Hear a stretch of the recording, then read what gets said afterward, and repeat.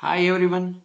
In this video we are going to continue the chapter electricity of class 10 science physics part. So already we have completed successfully, we have completed 4 videos. In the last video we have solved the questions related to uh, rela- um, that is we have solved some problems related to the relation of I is equal to q by t and v is equal to w by q. So that is related to current and potential difference. We have solved the questions, we have solved some problems related to them.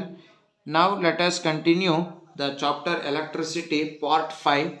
So in this video we are going to study about, so in the first video we have studied about current. In the second video we have studied about potential difference. Then in the third video we have studied about Ohm's law, the relation between current and potential difference. Next, in the fourth video we have solved some problem related to finding current, charge, like this. And in the fifth video we are going to study about the very important topic that is called resistance. ಈಗ ನಾವು resistance ಬಗ್ಗೆ ನೋಡ್ತಾ ಹೋಗೋಣ. ಹಾಗಾದರೆ according to Ohm's ಪ್ರಕಾರ V is directly proportional to I, voltage is directly proportional to current. Then to remove, if you want to remove this proportional, put is equal to and put one constant, and that constant is called proportionality constant. So according to Ohm's law, V is equal to IR, where where V is the potential difference, I is the current, and R is the proportionality constant, and that proportionality constant R is called as resistance. ಆ proportionality ಕಾನ್ಸ್ಟೆಂಟನ್ನೇ ನಾವು resistance ಅಂತ ಕರಿತೀವಿ. ಹಾಗಾದರೆ ನಾವು ಈ ವಿಡಿಯೋದಲ್ಲಿ details ಆಗಿ resistance ಬಗ್ಗೆ ನಾವು ತಿಳ್ಕೊತಾ ಹೋಗಬೇಕು. So let us study about the details of resistance. First let us know what is the definition of resistance. So resistance ಅಂದರೆ ಏನು? So resistance is defined as the opposition offered for the flow of current. The opposition offered for the flow of current. So current na flow ಗೆ ಯಾರು oppose ಮಾಡ್ತಾನೋ ಅವನೇ resistance. ಈಗ ಸುಮ್ಮನೆ ಒಂದು ಎಕ್ಸಾಂಪಲ್ನ ನಾನು ತಗೊಳೋದಾದರೆ, so we are moving in this direction. So the heavy wind is blowing in this direction. So if I myself consider as current and this blowing wind is considered as resistance, so ನಮ್ಮನ್ನು ನಾವು current ಅಂತ ಅನ್ಕೊಳ್ಳೋಣ. So ಬೀಸ್ತಾ ಇರುವಂತಹ ಗಾಳಿನ ನಾವು resistance ಅಂತ ಅನ್ಕೊಳ್ಳೋಣ. ತುಂಬ ಜೋರಾಗಿ ಗಾಳಿ ಬೀಸ್ತಾ ಇದೆ ಅಂದರೆ ಆ ಗಾಳಿ ಏನು ಮಾಡುತ್ತೆ, ನಮ್ಮ ಮೂಮೆಂಟನ್ನು ಅಥವಾ ನಮ್ಮ ಮೋಷನನ್ನು ಅಥವಾ ನಮ್ಮ ಸ್ಪೀಡನ್ನು, ನಾವು ಈ ಕಡೆ ವಾಕ್ ಮಾಡ್ಕೊಂಡು ಬರ್ತಾ ಇದ್ದೀವಿ, ನಮ್ಮ ಸ್ಪೀಡನ್ನು ಅಪೋಸ್ ಮಾಡುತ್ತೆ ಅಥವಾ ನಮ್ಮ ಮೋಷನನ್ನು ಅಪೋಸ್ ಮಾಡುತ್ತೆ. ಸೊ ನಮ್ಮನ್ನು ನಾವು ಕರೆಂಟ್ ಅಂತ ತಗೊಂಡ್ರೆ, ಗಾಳಿನ ರೆಸಿಸ್ಟೆನ್ಸ್ ಅಂತ ತಗೊಂಡ್ರೆ, ನಮಗೆ ಹೇಗೆ ಗಾಳಿ ನಮ್ಮ ಮೋಷನ್ನ ಅಪೋಸ್ ಮಾಡುತ್ತೋ ನಾವು ಹೆಚ್ಚು ನಮ್ಮನ್ನು ತಳ್ತಾ ಇರುತ್ತೆ ಹಿಂದಕ್ಕೆ. ಯಾಕೆಂದರೆ ಬೀಸುವಂತಹ ಗಾಳಿ ನಮ್ಮನ್ನು ತಳ್ತಾ ಇದೆ ಅಂದರೆ ನಾವು ಮುಂದಕ್ಕೆ ಹೋಗೋಕ್ಕಾಗ್ತಾ ಇಲ್ಲ. ಅದೇ ಥರ ಕರೆಂಟ್ ಅಂದರೆ ನಾವು, ವಿಂಡ್ ಅಂದರೆ ರೆಸಿಸ್ಟೆನ್ಸು. ಈ ವಿಂಡ್ ಅನ್ನುವಂತಹ ರೆಸಿಸ್ಟೆನ್ಸ್ ಏನು ಮಾಡ್ತಾ ಇದೆ, ನಾವು ಅನ್ನುವಂತಹ ಕರೆಂಟನ್ನು ಅಪೋಸ್ ಮಾಡ್ತಾ ಇದೆ. ಸೊ ಇದನ್ನೇ current, V ourself is the current and the wind is the resistance. The wind is opposing the motion of a person and wind is considered as a resistance and a person is considered as a current. So for the flow of current there is some opposition and that opposition is called resistance. So current to flow ಆಗಕ್ಕೆ ಒಂದು opposition ಇದೆ, current flow ಆಗೋಕ್ಕೆ ಬಿಡ್ತಾ ಇಲ್ಲ, current flow ಆಗೋದನ್ನ oppose ಮಾಡ್ತಾ ಇದೆ.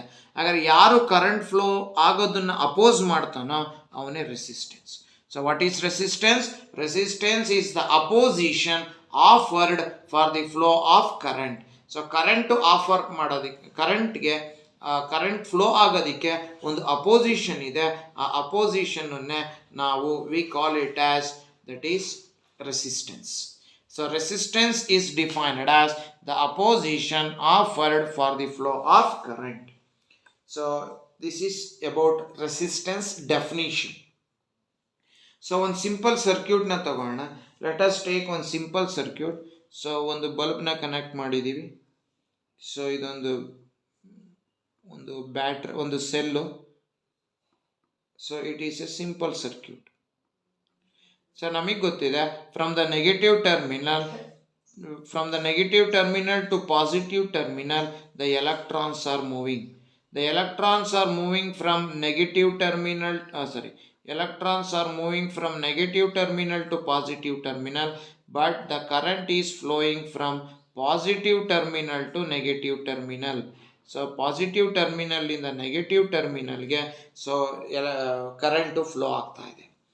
ಈ ಕರೆಂಟು ಏನು ಫ್ಲೋ ಆಗ್ತಾ ಇದೆಯೋ ಇಲ್ಲಿ ಕೆಲವೊಂದು ಪ್ಲೇಸಸ್ನಲ್ಲಿ ಕರೆಂಟು ಇಡೀ ಎಂಟೈರ್ ಸರ್ಕ್ಯೂಟ್ನಲ್ಲಿ ಕರೆಂಟು ಈಸಿಯಾಗಿ ಫ್ಲೋ ಆಗೋದಿಲ್ಲ. So in the entire circuit the current will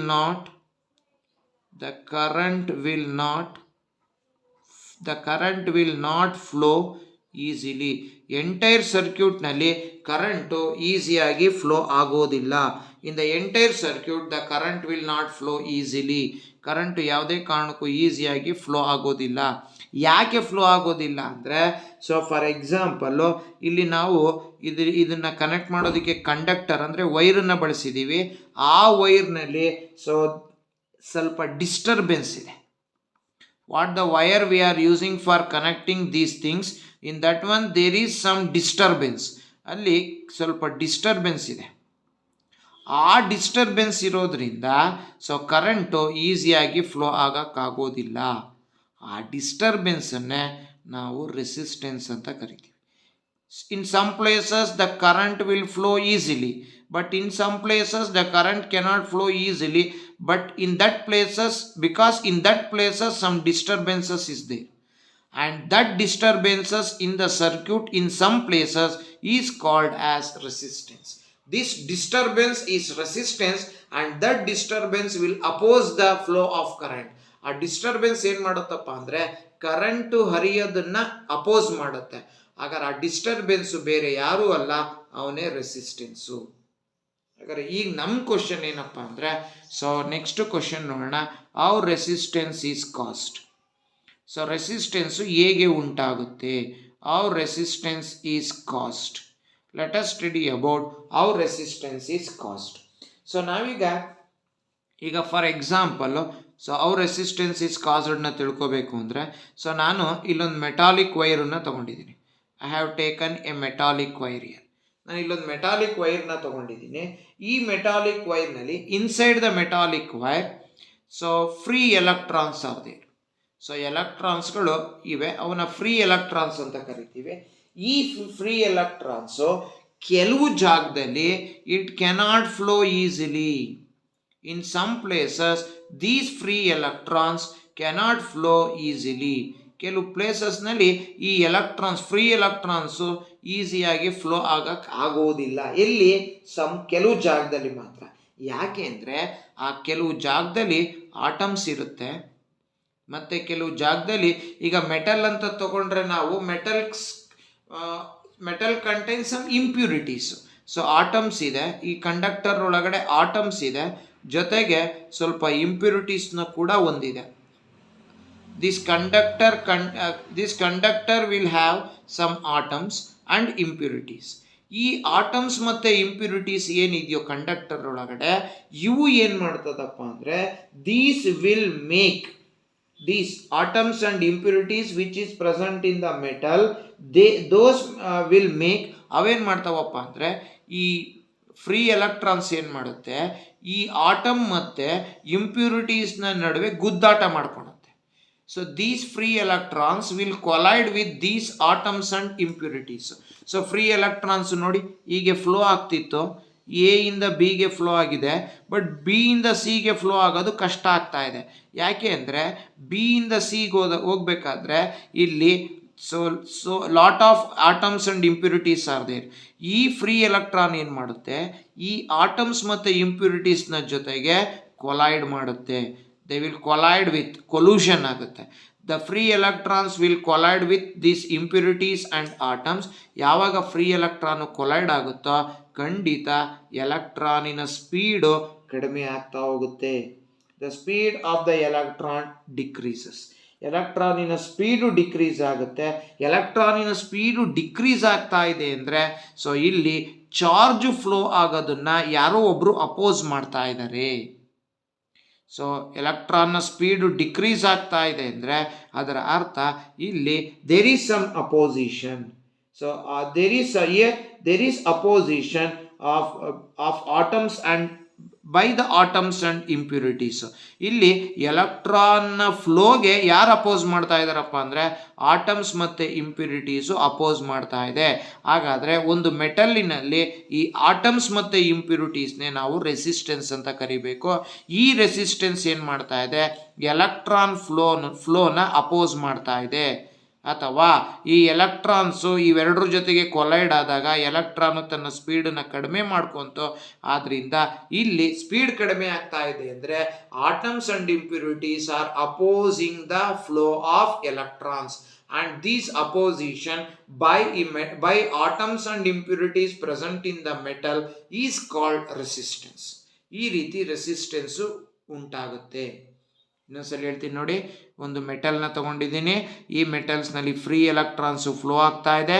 ಕೆಲವು ಜಾಗದಲ್ಲಿ ಫ್ರೀ ಎಲೆಕ್ಟ್ರಾನ್ಸು ಈಸಿಯಾಗಿ ಫ್ಲೋ ಆಗೋಕ್ಕಾಗೋದಿಲ್ಲ. ಯಾಕೆಂದರೆ ಆ ಜಾಗದಲ್ಲಿ ಆಟಮ್ಸ್ ಮತ್ತು ಮೆಟಲಿನಲ್ಲಿ ಆಟಮ್ಸ್ ಮತ್ತು ಇಂಪ್ಯೂರಿಟೀಸ್ಗಳಿರ್ತವೆ. ಈ ಫ್ರೀ ಎಲೆಕ್ಟ್ರಾನ್ಸು ಈ ಆಟಮ್ಸ್ ಮತ್ತು ಇಂಪ್ಯೂರಿಟೀಸ್ ಜೊತೆಗೆ ಕೊಲೈಡ್ ಆಗುತ್ತೆ. ಯಾವಾಗ ಅದು ಕೊಲೈಡ್ ಆಗುತ್ತೋ ಎಲೆಕ್ಟ್ರಾನ್ಸು ತನ್ನ ಸ್ಪೀಡನ್ನು ಕಮ್ಮಿ ಮಾಡ್ಕೊಳುತ್ತೆ. ಅಂದರೆ ಎಲೆಕ್ಟ್ರಾನಿನ ಸ್ಪೀಡು ಕಮ್ಮಿ ಆಗಿದೆ ಅಂದರೆ ಎಲೆಕ್ಟ್ರಾನನ್ನು ಯಾರೋ ಅಪೋಸ್ ಮಾಡ್ತಾ ಇದ್ದಾರೆ. ಅವ್ರು ಯಾರೂ ಅಲ್ಲ, they are the atoms and impurities present in the metal. And these atoms and impurities which opposes, ಯಾರು ಅಪೋಸ್ ಮಾಡ್ತಾ ಇದ್ದಾರೆ, atoms and impurities. These atoms and ಇಂಪ್ಯೂರಿಟೀಸ್ನೇ ನಾವು ರೆಸಿಸ್ಟೆನ್ಸ್ ಅಂತ ಕರೆಯೋದು. Because that resistance will opposes the flow of electrons. So this is how resistance is caused. ಈ ರೀತಿ resistance ಉಂಟಾಗುತ್ತೆ ಮೆಟಲ್ನಲ್ಲಿ. ಇದು ಒಂದು ನೀವು ತಿಳ್ಕೊಬೇಕಾಗಿರೋದು ವೆರಿ ಇಂಪಾರ್ಟೆಂಟ್ ಪಾಯಿಂಟ್. ಹಾಗಾದರೆ ಎಲ್ಲೆಲ್ಲಿ ರೆಸಿಸ್ಟೆನ್ಸು ಎಷ್ಟೆಷ್ಟು ಇರುತ್ತೆ ಅಂತ ನೋಡೋದಾದರೆ ಮೊದಲನೇದು ನಾವು ಕಂಡಕ್ಟರ್ನ ತಗೋಣ. ಸೊ ಕಂಡಕ್ಟರ್ ಅಂದ್ರೆ ಏನು, a substance which allows the current to flow. ಯಾವ ಸಬ್ಸ್ಟೆನ್ಸು ತನ್ನ ಮೂಲಕ ಕರೆಂಟನ್ನು ಹರಿಯೋದಕ್ಕೆ ಬಿಡುತ್ತೋ ಅದೇ ಕಂಡಕ್ಟರು. ಹಾಗಾದರೆ ಕಂಡಕ್ಟರ್ ಆಫರ್ಸ್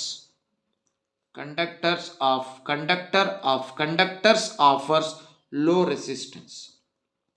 ಕಂಡಕ್ಟರು ಕಡಿಮೆ ರೆಸಿಸ್ಟೆನ್ಸ್ನ ಆಫರ್ ಮಾಡುತ್ತೆ. ಸೊ ಯಾವ ಸಬ್ಸ್ಟೆನ್ಸು ಕಡಿಮೆ ರೆಸಿಸ್ಟೆನ್ಸ್ನ ಆಫರ್ ಮಾಡುತ್ತೋ ಅವನೇ ಕಂಡಕ್ಟರು. ಹಾಗಾದರೆ what is poor conductor? Poor conductor ಅಂದರೆ ಏನು? ಸೊ ಕಂಡಕ್ಟರ್ ಅಂದರೆ ಅದು ಗುಡ್ ಕಂಡಕ್ಟರ್ ಅಂತ, which offers low resistance. Then what is poor conductor? A substance which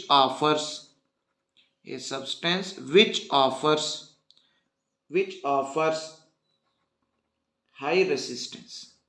ಯಾರು ಹೆಚ್ಚಿನ ರೆಸಿಸ್ಟೆನ್ಸ್ನ ಆಫರ್ ಮಾಡ್ತಾನೋ ಅವನು ಪೂರ್ ಕಂಡಕ್ಟರ್. ಹಾಗಾದರೆ ಕಂಡಕ್ಟರ್ ಅಂದರೆ ಏನು ಅಂತ ಗೊತ್ತಾಯಿತು.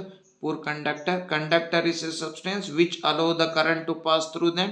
Therefore, since it allows the current to pass, it offers low resistance. Then what is a poor conductor? A poor conductor is a substance which offers high resistance. Then what about insulator? So insulator is a substance which offers very high resistance, which offers higher resistance. ಅಂದರೆ ತನ್ನ ಮೂಲಕ ಕರೆಂಟನ್ನೇ ಹರಿಯೋದಕ್ಕೆ ಬಿಡೋದಿಲ್ಲ. ಎಲ್ಲಿ current ಹರಿತಾ ಇಲ್ಲ ಅಂದರೆ ಅಲ್ಲಿ ಹೆಚ್ಚು resistance ಇದೆ ಅಂತ ಅರ್ಥ. ಸೊ ಕರೆಂಟ್ನ ಅಪೋಸ್ ಮಾಡೋನು ಜಾಸ್ತಿ ಇದ್ದಾನೆ ಅಂತ. ಹಾಗಾದ್ರೆ ಅವನು ಯಾರವನು? ರೆಸಿಸ್ಟೆನ್ಸು. ನೋಡಿ, ಪೂರ್ ಕಂಡಕ್ಟರು ಹೈ ರೆಸಿಸ್ಟೆನ್ಸ್ನ ಆಫರ್ ಮಾಡಿದ್ರೆ ಇನ್ಸುಲೇಟರು ಹೈಯರ್ ರೆಸಿಸ್ಟೆನ್ಸನ್ನು ಆಫರ್ ಮಾಡುತ್ತೆ. ಹಾಗಾದರೆ conductor offers low resistance, poor conductor offers high resistance, and insulator will offers higher resistance. Then what about resistor? ಹಾಗಾದರೆ ನಾಲ್ಕನೇ ಸಬ್ಸ್ಟೆನ್ಸನ್ನು ನಾವು ರೆಸಿಸ್ಟಾರ್ ಅಂತ ಕರಿತೀವಿ. So what is resistor? So resistor ಅಂದರೆ ಯಾರು? So who is a resistor? So ಯಾರನ್ನ resistor ಅಂತ ಕರಿಬೇಕು? So resistor is also a conductor. ರೆಸಿಸ್ಟಾರ್ನು ಕೂಡ ನಾವು ಕಂಡಕ್ಟರ್ ಅಂತಾನೆ ಕರಿಬೇಕು. So who is resistor? Resistor is also a conductor with appreciable amount of resistance.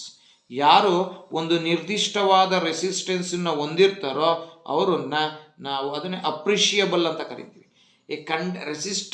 ರೆಸಿಸ್ಟಾರ್ is also a conductor and those conductor having appreciable amount of resistance. ಯಾವ conductor appreciable amount of ರೆಸಿಸ್ಟೆನ್ಸನ್ನು ಹೊಂದಿರ್ತಾನೋ ಅವನೇ resistor. So who is a resistor? A resistor is a conductor having appreciable amount of resistance.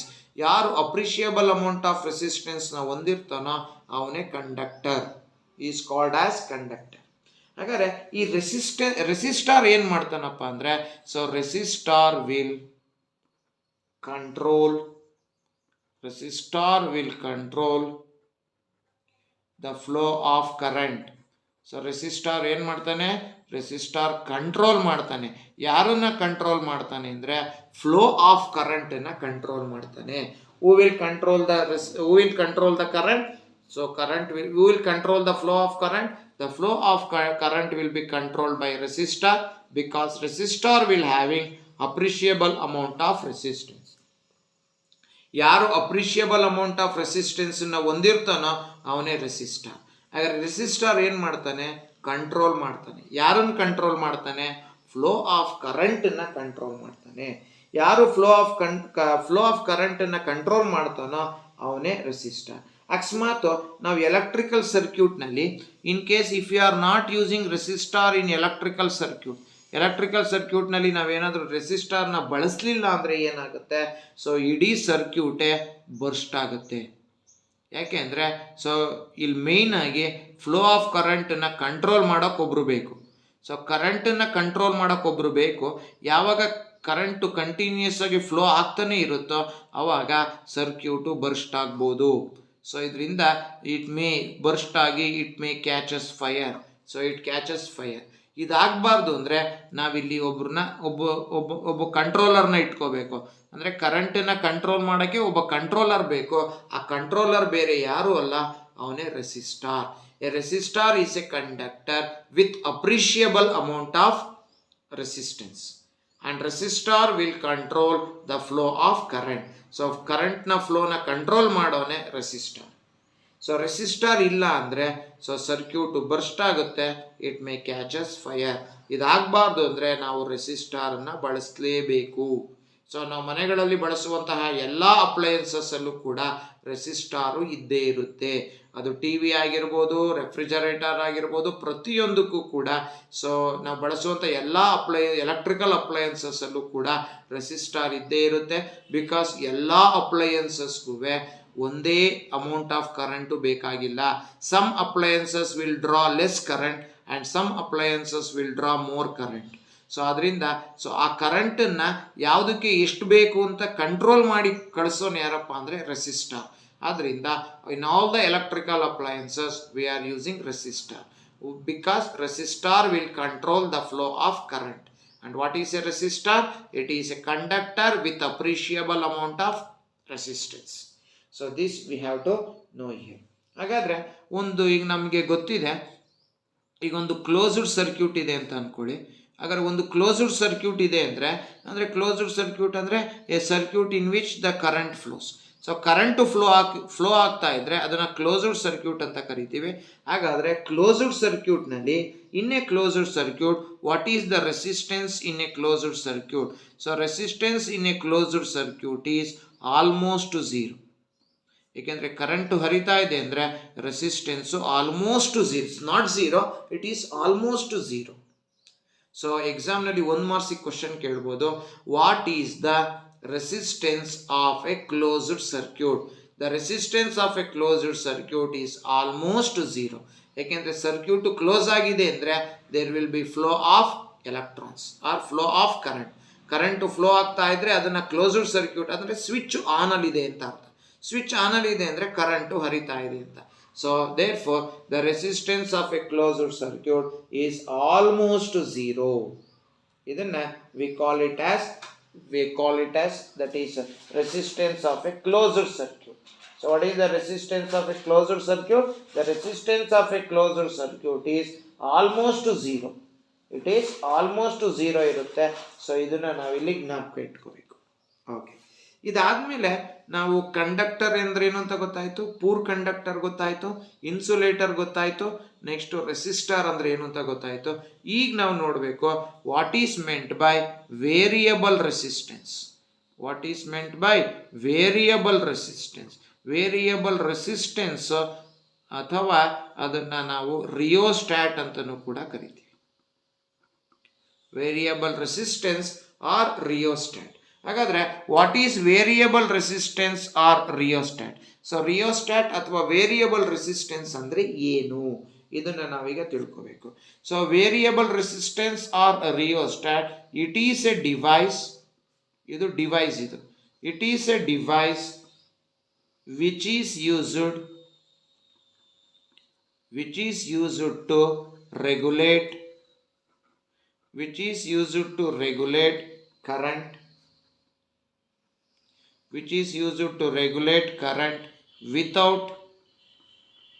which is used to regulate current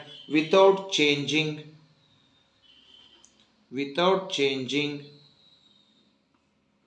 the voltage, without changing the voltage source. Voltage ಸೋರ್ಸನ್ನ change ಮಾಡಿದ್ರೆ ನಾವು ಕರೆಂಟನ್ನ regulate ಮಾಡ್ಬೋದು. ಯಾವ device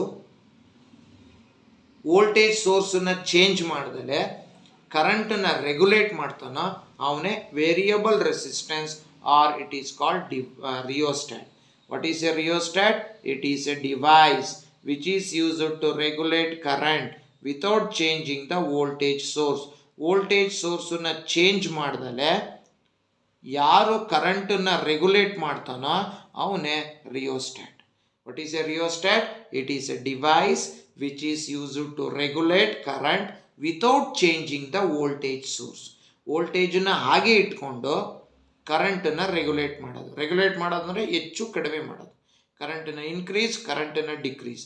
ಹಾಗಾದರೆ ಕರೆಂಟನ್ನು increase ಅಥವಾ ಕರೆಂಟನ್ನು decrease ಅಥವಾ ಕರೆಂಟನ್ನು regulate ಮಾಡ್ತೀವಿ without changing the voltage source. That device is called rheostat. ಆ ಡಿವೈಸನ್ನು ನಾವು ರಿಯೋಸ್ಟ್ಯಾಟ್ ಅಂತ ಕರಿತೀವಿ. So this is very very important. Conductor offers low resistance, poor conductor offers high resistance, insulator offers higher resistance. Then what is a resistor? Resistor is a conductor with appreciable amount of resistance. Then what is a rheostat? It is a device which is used to regulate the current without changing the voltage source. So this is called rheostat. Then next we should study about the very important topic, that is on what factors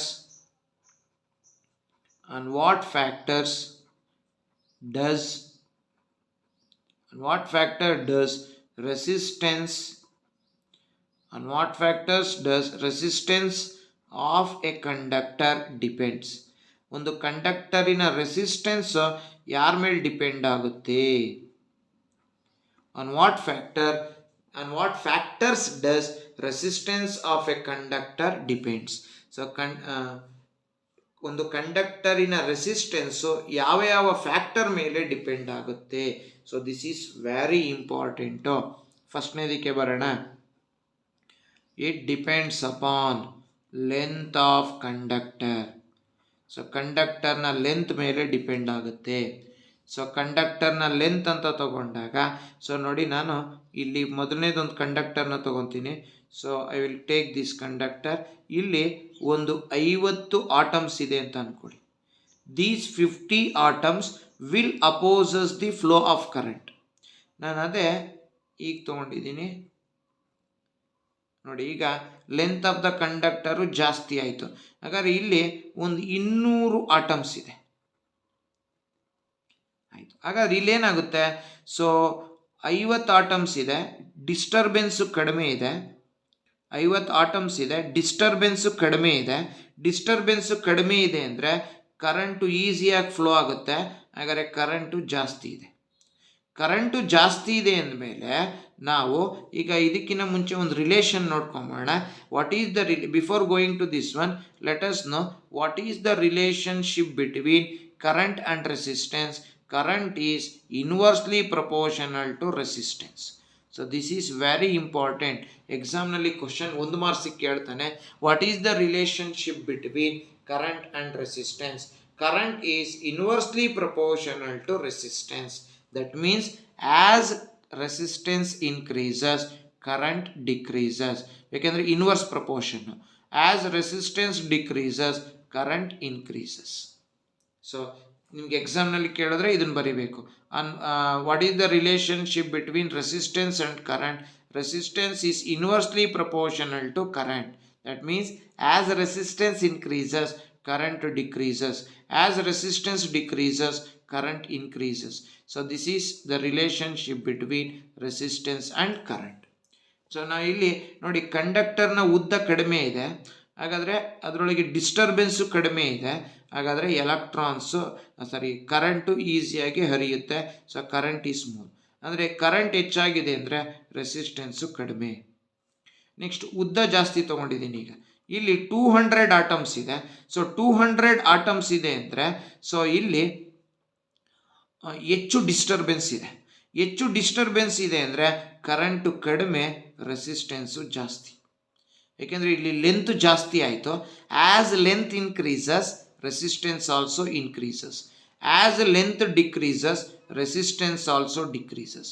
ಹಾಗಾದರೆ what is the relation between resistance and length of the conductor. Length of the conductor is directly proportional to resistance. That means as length of the conductor increases, resistance decreases. As length of the conductor decreases, resistance also as the length of the conductor increases, resistance also increases. ಇಲ್ಲಿ ನೋಡಿ, ಇಲ್ಲಿ length ಕಡಿಮೆ ಇದೆ, resistance ಕಡಿಮೆ ಇದೆ. Length ಜಾಸ್ತಿ ಆಯಿತು, resistance ಜಾಸ್ತಿ ಆಯಿತು. ಹಾಗಾದರೆ as length increases, resistance also increases. As length decreases, resistance also decreases. Therefore resistance is directly proportional to length of the conductor. ಉದ್ದ ಹೆಚ್ಚಾದರೆ ರೆಸಿಸ್ಟೆನ್ಸ್ ಹೆಚ್ಚಾಗುತ್ತೆ. as the length of the conductor increases, resistance also increases. as the length of the conductor decreases, resistance also decreases. ಇದು ಮೊದಲನೇದು. ಇನ್ನು ಎರಡನೇದಕ್ಕೆ ಬರೋಣ.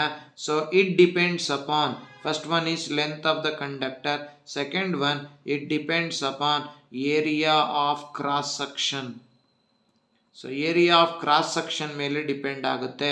ಅಂದರೆ ಅರ್ಥ, for example ನೋಡಿ, ಈಗ ನಾನು ಇದನ್ನು ತೊಗೊತೀನಿ. ಈಗ ಇದೆಯಲ್ಲ, ಇದೇ area of cross section. So ಈಗ ಏರಿಯಾ ಆಫ್ ಕ್ರಾಸ್ ಸೆಕ್ಷನ್ ಕಡಿಮೆ ಇದೆ. As area of cross section is less, then resistance is more. So area ಕಡಿಮೆ ಇದೆ, ರೆಸಿಸ್ಟೆನ್ಸು ಜಾಸ್ತಿ ಇದೆ. ಅದೇ ನಾನೀಗ ಯಾಕೆಂದರೆ ಅದನ್ನು ಎಕ್ಸ್ಪ್ಲೈನ್ ಮಾಡ್ತೀನಿ ನಾನು. ನೆಕ್ಸ್ಟು ಇನ್ನೊಂದು ಕಂಡಕ್ಟರ್ ತೊಗೊಂಡಿದ್ದೀನಿ ನೋಡಿ. ಈ ಕಂಡಕ್ಟರ್ದು ಅಬ್ಸರ್ವ್ ಮಾಡಿ, ಏರಿಯಾ ಜಾಸ್ತಿ ಇದೆ. ಸೊ ಏರಿಯಾ ಜಾಸ್ತಿ ಇರೋದ್ರಿಂದ as area is more, resistance is less. ಯಾಕೆ ಅಂತ ಹೇಳೋದಾದರೆ ಈಗ ಹೇಳ್ಬೋದು ನೋಡಿ, ಇಲ್ಲಿ ನಾನು ಈ ಕಂಡಕ್ಟರ್ನ ತೊಗೊಂಡ್ರೆ ಏರಿಯಾ ಕಡಿಮೆ ಇದೆ, ಇಲ್ಲೆಲ್ಲ ಡಿಸ್ಟರ್ಬೆನ್ಸು ಜಾಸ್ತಿ ಇದೆ. ಸೊ ಡಿಸ್ಟರ್ಬೆನ್ಸು ಜಾಸ್ತಿ ಇರೋದ್ರಿಂದ ಕರೆಂಟು ಅಪೋಸು ಜಾಸ್ತಿ ಇದೆ. ಕರೆಂಟ್ನ ಅಪೋಸ್ ಮಾಡೋದು ಜಾಸ್ತಿ. ಕರೆಂಟ್ನ ಅಪೋಸ್ ಮಾಡೋದು ಜಾಸ್ತಿ ಅಂದರೆ ಇದರರ್ಥ ಇಲ್ಲಿ ಕರೆಂಟು ಕಮ್ಮಿ. ಹಾಗಾದರೆ ಕರೆಂಟ್ನ ಅಪೋಸ್ ಮಾಡೋದು ಜಾಸ್ತಿ ಇದೆ, ಏಕೆಂದರೆ ಇಲ್ಲಿ ಏರಿಯಾ ಕಡಿಮೆ ಇರೋದ್ರಿಂದ ಸೊ ಕರೆಂಟು ಈಸಿಯಾಗಿ ಫ್ಲೋ ಆಗೋಕ್ಕಾಗೋದಿಲ್ಲ. ಕರೆಂಟು ಈಸಿಯಾಗಿ ಫ್ಲೋ ಆಗೋದಿಲ್ಲ ಅಂದರೆ ಕರೆಂಟು ಕಡಿಮೆ, ರೆಸಿಸ್ಟೆನ್ಸು ಜಾಸ್ತಿ. ಯಾಕೆ ಆಲ್ರೆಡಿ ಗೊತ್ತಿದೆ, resistance is inversely proportional to current. ಅದೇ ಥರ ಇಲ್ಲಿ ಏರಿಯಾ ಜಾಸ್ತಿ ಇದೆ, as area increases, so area ಜಾಸ್ತಿ ಇರೋದ್ರಿಂದ ಸೊ ಇಲ್ಲಿ ಜಾಗ ಜಾಸ್ತಿ ಇದೆ, ಎಲೆಕ್ಟ್ರಾನ್ಸು ಫ್ರೀಯಾಗಿ ಫ್ಲೋ ಆಗ್ಬೋದು. ಸೊ ಜಾಸ್ತಿ ಜಾಗ ಇರೋದ್ರಿಂದ ಎಲೆಕ್ಟ್ರಾನ್ಸು ಫ್ರೀಯಾಗಿ ಫ್ಲೋ ಆಗುತ್ತೆ. ಹಾಗಾದರೆ ಇಲ್ಲಿ ಕರೆಂಟು ಜಾಸ್ತಿ ಇದೆ. ಕರೆಂಟು ಜಾಸ್ತಿ ಇದೆ ಅಂದರೆ ರೆಸಿಸ್ಟೆನ್ಸು ಕಡಿಮೆ. ಅಂದರೆ ಅರ್ಥ as area increases resistance decreases. ಹಾಗಾದರೆ ವಾಟ್ ಈಸ್ ದ, ನೋಡಿ ಫಾರ್ ಎಕ್ಸಾಂಪಲ್ ಒಂದು ಚಿಕ್ಕ ಜಾಗ ಇದೆ, ಈ ಜಾಗದಲ್ಲಿ ನಾವು ಈ ಜಾಗದಿಂದ ಈ ಕಡೆ ಹೋಗೋದು ಕಷ್ಟ ಆಗುತ್ತೆ. ಅದೇ ಥರ ಇಲ್ಲಿ ಜಾಗ ಜಾಸ್ತಿ ಇದೆ, ಹಾಗಾದರೆ ನಾವು ಈಸಿಯಾಗಿ ನಾವು ಈ ಕಡೆಯಿಂದ ಈ ಕಡೆಗೆ ಪಾಸ್ ಆಗ್ಬೋದು. ಇದೇ ಇಲ್ಲಿ ನಾವು ತಿಳ್ಕೊಬೇಕಾದ್ರೆ, ಇಲ್ಲಿ ಜಾಗ ಚಿಕ್ಕದು ಅಂದರೆ ಅದರ ಅರ್ಥ ರೆಸಿಸ್ಟೆನ್ಸು ಜಾಸ್ತಿ, ಯಾಕೆಂದರೆ ಕರೆಂಟು ಈಸಿಯಾಗಿ ಫ್ಲೋ ಆಗೋಕ್ಕಾಗೋದಿಲ್ಲ. ಇಲ್ಲಿ ಜಾಗ ದೊಡ್ಡದಾಗಿದೆ ಅಂದರೆ ಅರ್ಥ ಸೊ ಕರೆಂಟು ಜಾಸ್ತಿ ಅಂದರೆ ರೆಸಿಸ್ಟೆನ್ಸು ಕಡಿಮೆ. ಹಾಗಾದರೆ what is the relation between area of cross section and resistance? So the relation between area of cross section and resistance is inversely proportional to area of cross section. That means as area increases, resistance decreases. As area decreases, resistance increases. So this is that means inverse proportion. Length is direct proportion and area is inverse proportion. So ಇದು we have to study the next one. So ಇದಾದಮೇಲೆ next ನಾವು study ಮಾಡಬೇಕು. So let us study. ಹಾಗಾದರೆ ಒಂದು resistance of a conductor depends upon length of the conductor. Resistance of a conductor depends upon area of cross section. Now it depends upon the third point is it depends upon nature of material. ನಾವು ಯಾವ ಮೆಟೀರಿಯಲನ್ನು ಬಳಸಿದ್ದೀವಿ, ಕಾಪರ, ಐರನ್ನ, ಜಿಂಕ, ನಾವು ಯಾವ material, ಕಾಪರ ಇಲ್ಲ silver ಇಲ್ಲ ಗೋಲ್ಡ, ನಾವು ಯಾವ ಮೆಟೀರಿಯಲನ್ನು ಬಳಸಿದೀವೋ ಅದರ ಮೇಲೆ ಡಿಪೆಂಡ್ ಆಗುತ್ತೆ. So resistance depend upon nature of material and resistance depend upon temperature of conductor. So resistance depend upon temperature of conductor. So temperature of conductor andre as resistance increases, as temperature increases, resistance increases. As temperature decreases, resistance also decreases. Hagadre so resistance and temperature, so both are direct proportional. As resistance increases, temperature increases. As temperature increases, resistance increases. As temperature decreases, resistance also decreases.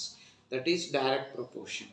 ಹಾಗಾದರೆ ಇದಿಷ್ಟು ಸೇರಿಸಿದ್ರೆ ಅಂದರೆ resistance of a conductor depends upon ಒಂದು length of the conductor, ಎರಡನೇದು area of cross section, ಮೂರನೇದು nature of material, ನಾಲ್ಕನೇದು temperature of the material. ಇಷ್ಟನ್ನು ಸೇರಿಸಿದ್ರೆ ನಾವು ಕನ್ಕ್ಲೂಷನಿಗೆ ಬರ್ಬೋದು. That is resistance of a conductor is equal to rho L by A. ನೋಡಿ, R is directly proportional to R is directly proportional to R is directly proportional to L, R is directly proportional to temperature and R is inversely proportional to area. So ಅಗರ್ ನಾವು ಬರೆಯೋದಾದ್ರೆ ಅದನ್ನು ಈಗ ಬರೀಬೋದು. So let us write like this: R is proportional to, that is length of the conductor, and it is directly proportional to length of the conductor and inversely proportional to area of cross section. ಹಾಗಾದರೆ ಇದನ್ನು ತೆಗೆದಾಕ್ಬಿಟ್ಟು ನಾವು ಒಂದು constant ಹಾಕೊತೀವಿ, is equal to ಹಾಕೊಂಡು that constant is called rho. So ಕಾನ್ಸ್ಟೆಂಟನ್ನ rho ಅಂತ ಕರಿತೀವಿ. ಸೊ ಈಗ ಬರೆದ್ರೆ ಇದರ ಅರ್ಥ ರೋ ಅಂತ. ರೋ ಅಂದರೆ ರೆಸಿಸ್ಟಿವಿಟಿ ಅಂತ ಅರ್ಥ. What is rho? Rho is resistivity. So ರೋನ ನಾವು ರೆಸಿಸ್ಟಿವಿಟಿ ಅಂತ ಕರಿತೀವಿ. ಸೊ ಹಾಗಾದರೆ according to on what factor does the resistance of a conductor depends? Resistance of a conductor depends upon length of the conductor. It depends upon area of cross section. It depends upon nature of material and it depends upon temperature of conductor.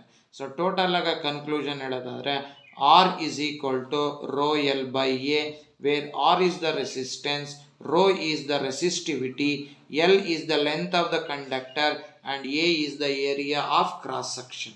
Therefore R is equal to rho L by A. ಇದನ್ನ ನೀವು must and should ಜ್ಞಾಪಕ ಇಟ್ಕೋಬೇಕು.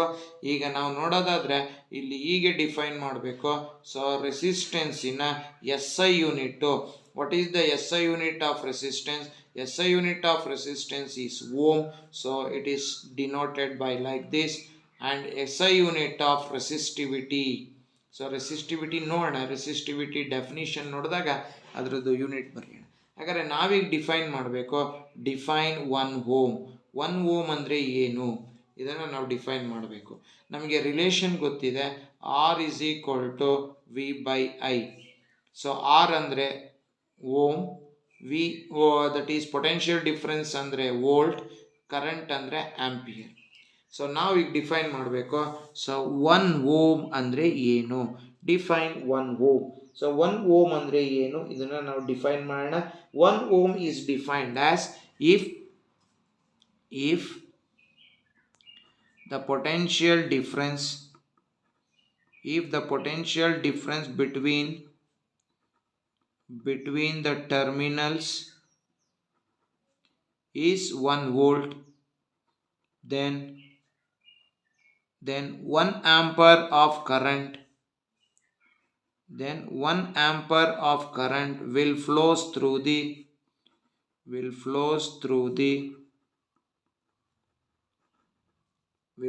through the circuit. Then resistance is 1 ohm. So ಎರಡು ಟರ್ಮಿನಲ್ಸ್ಗಳ ನಡುವೆ potential difference 1 volt ಇದ್ದು current 1 ampere ಹರಿತಾ ಇದ್ದರೆ ಆ ಸರ್ಕ್ಯೂಟಿನ ರೆಸಿಸ್ಟೆನ್ಸು 1 ಓಮ್ ಆಗಿರುತ್ತೆ. So how to define 1 ohm? If the potential difference between the terminals is 1 volt, then 1 ampere of current will flows through the circuit, then the resistance is said to be 1 ohm. Resistance ಎಷ್ಟಿದೆಯಪ್ಪ ಅಂದರೆ 1 ಓಮ್ನಷ್ಟು resistance ಇದೆ ಅಂತ ಹೇಳಬೇಕು. So how to define 1 ohm? 1 ohm is defined as if the potential difference between the terminals is 1 volt and 1 ampere current flows through the circuit, then the resistance is said to be 1 ohm. ಒಂದು ಕಂಡಕ್ಟರ್ನ ಮೂಲಕ 1 ವೋಲ್ಟ್ನಷ್ಟು ಕಂಡಕ್ಟರ್ನ ಎಂಡ್ಗಳಲ್ಲಿ 1 ವೋಲ್ಟ್ನಷ್ಟು potential difference ಇದ್ದು ಆ ಕಂಡಕ್ಟರ್ನಲ್ಲಿ 1 ಆಂಪರ್ current ಹರಿತಾ ಇದ್ದರೆ ಆ ಕಂಡಕ್ಟರಿನ ರೆಸಿಸ್ಟೆನ್ಸು 1 ಓಮ್ ಆಗಿರುತ್ತೆ. This is the definition of 1 ohm. So ಇದನ್ನು 1 ಓಮ್ ಅಂತ ಕರಿತೀವಿ. ಆಯಿತು. ಇದಾದಮೇಲೆ ನಾವು ನೋಡಬೇಕು next what is resistivity. So resistivity ಅಂದರೆ ಏನು? So resistivity is defined as the property of a metal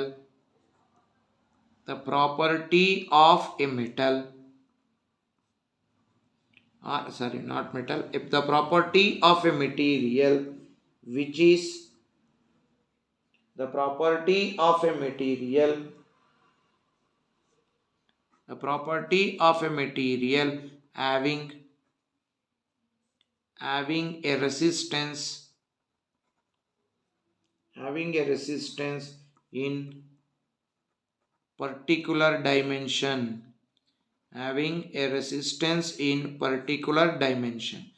The property of a material having resistance in a particular dimension ಅಂದರೆ ಅರ್ಥ ಹೀಗೆ ತಗೊಳ್ಳೋಣ. ರೆಸಿಸ್ಟಿವಿಟಿ ಅಂದರೆ it is the value of resistance. Resistivity is the value of resistance. It is the value of resistance. ಹಾಗಾದ್ರೆ how to define resistivity? So ಹೀಗೆ define ಮಾಡೋಣ ರೆಸಿಸ್ಟಿವಿಟಿನ. ಈಗ ನಾನು 1 ಮೀಟರ್ ಲೆಂತ್ ಇರುವ ಕಂಡಕ್ಟರ್ನ ತಗೊಂಡಿದ್ದೀನಿ. What is the length of conductor? The ಕಂಡಕ್ಟರ್ನ ಲೆಂತ್ 1 ಮೀಟರ್ ಇದೆ. ಇದೇ ಡೈಮೆನ್ಷನ್ನು. ನೆಕ್ಸ್ಟ್ ಅದರ area of cross section 1 metre square ಇದೆ. ನಾನು 1 ಮೀಟರ್ ಉದ್ದದ ಕಂಡಕ್ಟರ್ ತಗೊಂಡಿದ್ದೀನಿ. ಆ ಕಂಡಕ್ಟರಿನ area of cross section 1 metre square ಇದ್ದರೆ ಆ ಕಂಡಕ್ಟರಿನ ರೆಸಿಸ್ಟೆನ್ಸು ಎಷ್ಟಿರುತ್ತೋ ಅದೇ ರೆಸಿಸ್ಟಿವಿಟಿ. 1 ಮೀಟರ್ ಉದ್ದದ ಕಂಡಕ್ಟರ್ನ ತಗೊಂಡಿದ್ದೀನಿ. ಆ 1 ಮೀಟರ್ ಉದ್ದದ ಕಂಡಕ್ಟರಿನ ಏರಿಯಾ 1 ಮೀಟರ್ ಸ್ಕ್ವೇರ್ ಇದ್ದಾಗ ಈ ಕಂಡಕ್ಟರಿನ ರೆಸಿಸ್ಟೆನ್ಸು ಎಷ್ಟಿರುತ್ತೋ ಅದೇ resistivity. So resistivity is defined as the resistance of A material having a length of 1 meter and area of cross section 1 meter square. So this is called as resistivity. So resistivity is defined as the resistance of a material. Resistivity is defined as the resistance of a material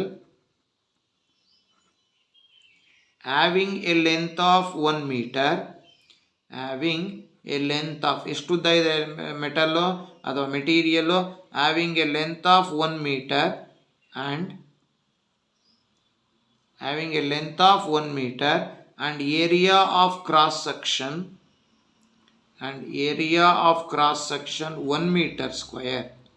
So 1 metre area, 1 metre length ಇರುವ 1 metre square area ಇರುವ ಯಾವ material ಇದೆಯೋ ಆ ಮೆಟೀರಿಯಲ್ನಲ್ಲಿ ಎಷ್ಟು resistance ಇರುತ್ತೋ ಅದೇ resistivity. ಅರ್ಥ ಆಯ್ತಲ್ವಾ? ಫಾರ್ ಎಕ್ಸಾಂಪಲ್ ಹೀಗೆ ತಗೊಳ್ಳೋಣ. ಸೊ ಇದೊಂದು ಕಂಡಕ್ಟರ್ ಅಂದ್ಕೊಳ್ಳಿ. ಈ conductor, this conductor is 1 metre in length. ಇದು 1 ಮೀಟರ್ ಲೆಂತ್ ಇದೆ. ಇದರ area of cross section 1 metre square ಇದೆ. ಹಾಗಾದರೆ ಈ ಮೆಟೀರಿಯಲ್ ಇದೆಯಲ್ಲ, ಇದರ ರೆಸಿಸ್ಟೆನ್ಸ್ ಎಷ್ಟಿರುತ್ತೋ ಅದೇ resistivity. So resistivity is defined as the resistance of a resistor having a length of 1 meter and having a length of 1 meter and area of cross section 1 meter square is called resistivity. Resistivity ಅಂದ್ರೆ ಬೇರೆ ಏನೂ ಅಲ್ಲ, it is the value of resistance. ಹಾಗಾದರೆ what is the SI unit of resistivity? The SI unit of resistivity is ohm meter. Ohm meter is the SI unit of resistivity. ಹಾಗಾದರೆ so on what factor does the resistivity depends? So resistivity depends upon nature of material. Length ಮೇಲೆ depend ಆಗಲ್ಲ, next radius ಮೇಲೆ depend ಆಗೋದಿಲ್ಲ, area ಮೇಲೆ depend ಆಗೋದಿಲ್ಲ. It depends upon nature of material. ನಾವು ಯಾವ ಮೆಟೀರಿಯಲನ್ನು ಬಳಸಿದ್ದೀವಿ ಅದರ ಆ ಮೆಟೀರಿಯಲ್ನ ನೇಚರ್ ಮೇಲೆ ಡಿಪೆಂಡ್ ಆಗುತ್ತೆ. ನಾವು ಕಾಪರ್ ಬಳಸಿದ್ದೀವ, ಐರನ್ ಬಳಸಿದ್ದೀವ, ಸಿಲ್ವರ್ ಬಳಸಿದ್ದೀವ, ಮ್ಯಾಂಗನೀಸ್ ಬಳಸಿದ್ದೀವ, ಅದ್ರ ಮೇಲೆ ಈ ಒಂದು ಅದರ ರೆಸಿಸ್ಟಿವಿಟಿ ಡಿಪೆಂಡ್ ಆಗುತ್ತೆ. So resistivity depends upon nature of material. So it depends upon only on nature of material. ಈಗ ಫಾರ್ ಎಕ್ಸಾಂಪಲ್ಲು ನಾನು 1 ಮೀಟರ್ ಕಾಪರ್ ವೈರ್ನ ತೊಗೊಂಡಿದ್ದೀನಿ.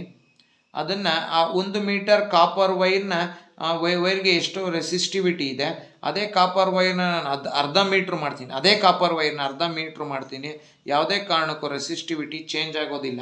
ಏಕೆಂದರೆ 1 ಮೀಟರು ಕಾಪರೇ, ಅರ್ಧ ಮೀಟ್ರು ಕಾಪರೇ. ಸೊ ಮೆಟೀರಿಯಲ್ ಚೇಂಜ್ ಮಾಡಲಿಲ್ಲ, ನಾನು ಸೇಮ್ ಮೆಟೀರಿಯಲ್ ಇಟ್ಕೊಂಡಿದ್ದೀನಿ. ಅದೇ ನಾನು 1 ಮೀಟರ್ ಕಾಪರ್ನ ತೊಗೊಂಡು ಇನ್ಯಾವುದೋ ಅರ್ಧ ಮೀಟ್ರು ಐರನ್ ತೊಗೊಂಡ್ರೆ ಆವಾಗ ಮೆಟೀರಿಯಲ್ ಚೇಂಜ್ ಆಯಿತು, ಹಾಗಾದರೆ ರೆಸಿಸ್ಟಿವಿಟಿ ಕೂಡ ಚೇಂಜ್ ಆಗುತ್ತೆ. ಹಾಗಾದರೆ ರೆಸಿಸ್ಟಿವಿಟಿ ಯಾರ ಮೇಲೆ ಡಿಪೆಂಡ್ ಆಗಿರುತ್ತೆ? Resistivity depends upon nature of material. So nature of material ಮೇಲೆ ಡಿಪೆಂಡ್ ಆಗಿರುತ್ತೆ. So this is about resistance. The topic what we have taken about resistance, this much you have to learn. So thanks for watching my YouTube channel. Those who are not subscribed, please subscribe my channel. Those who already subscribed, please watch my videos, like my videos and share my videos, and don't forget to press the bell icon to get the notification for the next video. So those who are not subscribed, please subscribe my channel. So thank you very much.